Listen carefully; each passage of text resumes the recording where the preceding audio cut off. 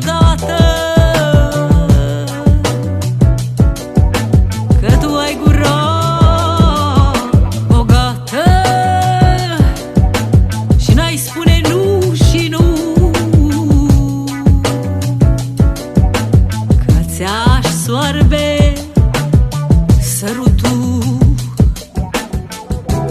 Foaie verde cât e lumea, mai dragoste cum e lunea.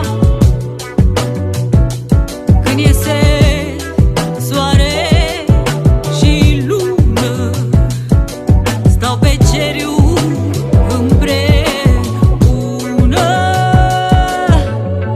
Când iese soare și stele și munca cu ale grele.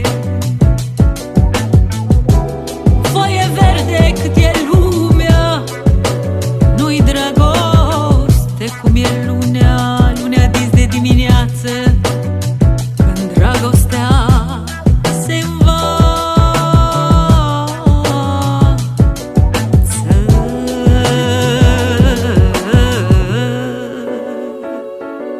Foaie verde de trifoi, unde-i sfoara dintre noi? Iarăși am plămânii goi, că-s cuvintele pe foi. Trece și ziua de joi, apoi weekendul mă lași. Încă o altă săptămână în tranșee ca funtaș. Poți să arunci cu ploi de gheață peste mine, poți să mă privești în scârbă. Dacă mă pierd în mulțime, n-o să poți să mă alungi, fiindcă vine de la sine sentimentul ăla maxim că va fi odată bine. Poate-s copil și încă mai cred în povești, dar nu pot să închid o carte din care tot îmi citești. Nu o să pot să las în spate flacăra iar mă rănești cu expresii de la alții sau de unde le găsești.